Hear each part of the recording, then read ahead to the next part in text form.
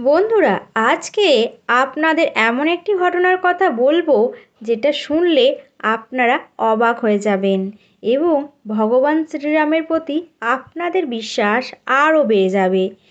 যখন অযোধ্যায় ভগবান শ্রীরামের একনিষ্ঠ এক ভক্ত সাধু রাম মন্দির উদ্বোধনে যাওয়ার সময় বাস থেকে তাকে নামিয়ে দেওয়া হয়, কারণ তার কাছে ভাড়ার টাকা ছিল না। তারপর এমন এক চমৎকার হলো যেটা শুনলে আপনারা সবাই চমকে যাবেন, কারণ এই সাধু মহারাজ এমন এক চমৎকার দেখালো যা দেখে বাসের কন্ডাক্টর সহ সকল যাত্রীর গায়ে শিহরণ খেলে গেল।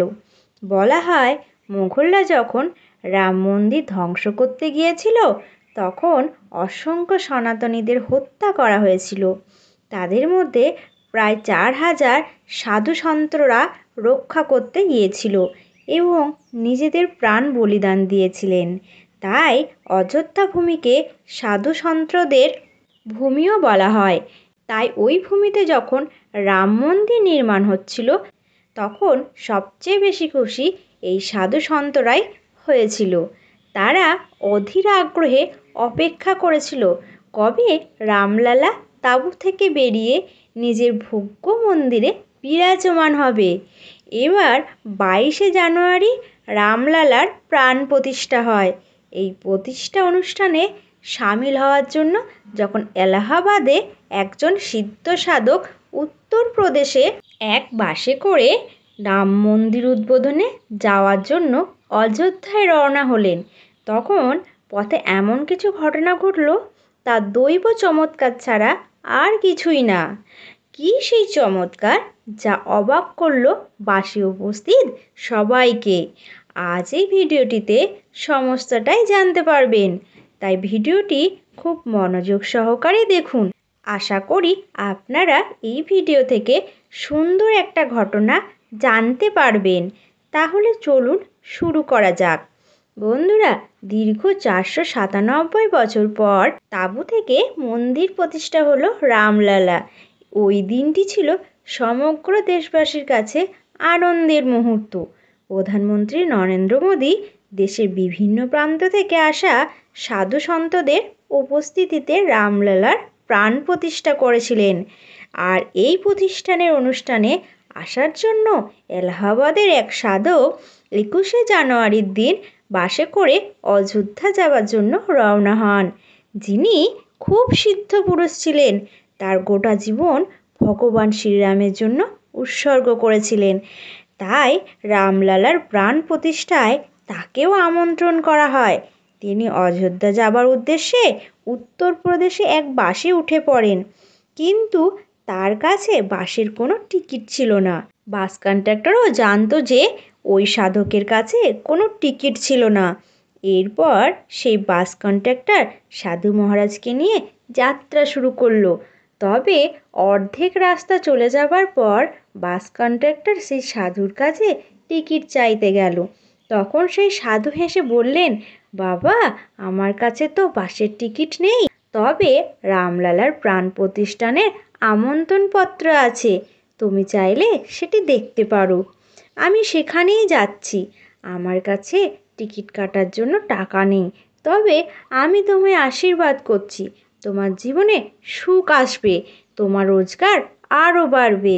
কিন্তু বাসের কন্ডাক্টর সাধুর কথায় খুশি হলো না, বরং খুব বিরক্ত হলো আর সাধুর সাথে মজা করতে লাগলো, কারণ সে একজন ভিন্ন ধর্মের মানুষ ছিলেন এবং সেই সাধুকে আজে বাজে কথা বলতে লাগলো।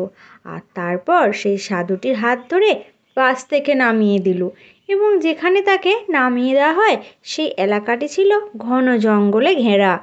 কিন্তু মাঝপথে নামিয়ে দেওয়া সত্ত্বেও সেই সাধু একটুও রাগ করেনি।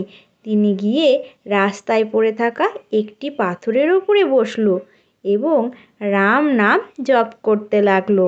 আর ঠিক তখনই এক চমৎকার ঘটনা ঘটল। এরপর বাসের কন্ডাক্টর পুনরায় বাস চালু করতে গিয়ে দেখলেন বাস আর চালুই হচ্ছে না। ড্রাইভার তখন মনে মনে ভাবলো, যাত্রা শুরু করার আগে আমরা তো বাসটাকে চেক করেছিলাম, তখন তো সব কিছুই ঠিক ছিল, তাছাড়া এতটা রাস্তা ঠিকঠাকই আসলো, এখন এমন কি হলো যে বাসটা স্টার্টই হচ্ছে না? এবং বাসের যাত্রীরা এই একই কথাই ভাবতে লাগলো। এইভাবে অনেকটা সময় কেটে গেল।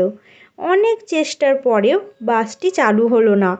এরপর মেকানিক ডাকা হলো, কিন্তু তারাও বাসটিকে চালু করতে পারলো না। আর কী কারণে বাসটি চলছে না সেটাও তারা ঠিক বুঝতে পারলো না। মনে হচ্ছিল যেন বাসটি একই জায়গায় ভগবানের ইচ্ছাতেই থেমে আছে, আর ভগবানের ইচ্ছাতেই পুনরায় চলবে। এই বাসের ড্রাইভার একজন সনাতনী ছিলেন। তার মনে পড়ল ওই সাধুর কথা, ওই সাধু মহারাজকে অপমান করে বাস থেকে নামিয়ে দেওয়ার কথা। আর সে বুঝে গেল এটা সেই সিদ্ধ সাধকেরই চমৎকার। সে তখনই কন্ডাক্টরকে বলল, যখন আমরা অপমান করে সাধুকে বাস থেকে নামিয়ে দিয়েছি তখন থেকেই বাসের সমস্যা দেখা দিয়েছে।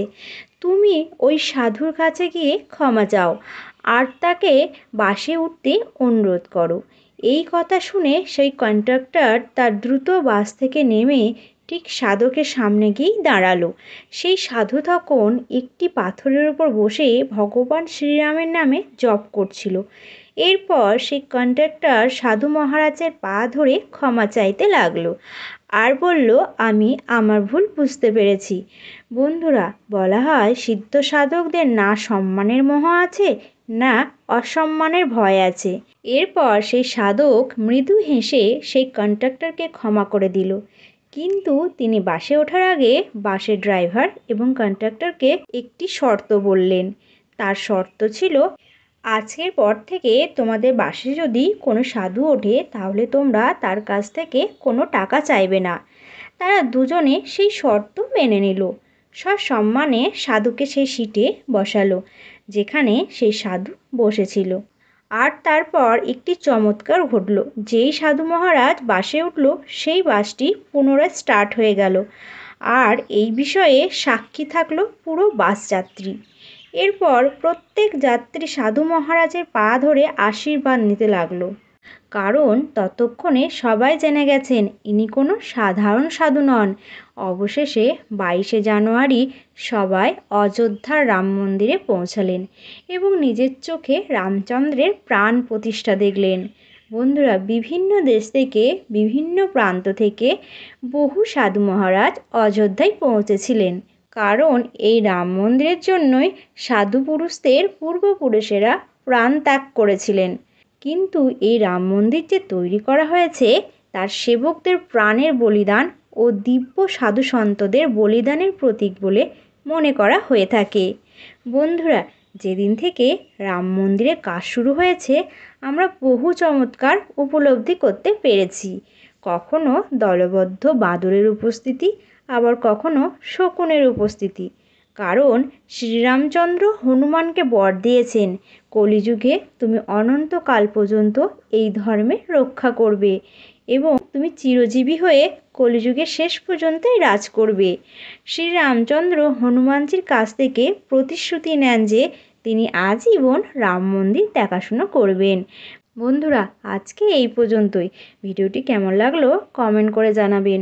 যদি ভালো লেগে থাকে তাহলে অবশ্যই লাইক করবেন এবং সাবস্ক্রাইব করতে একদম ভুলবেন না। আর কমেন্ট বক্সে অবশ্যই লিখুন, জয় শ্রী রামচন্দ্রের জয়।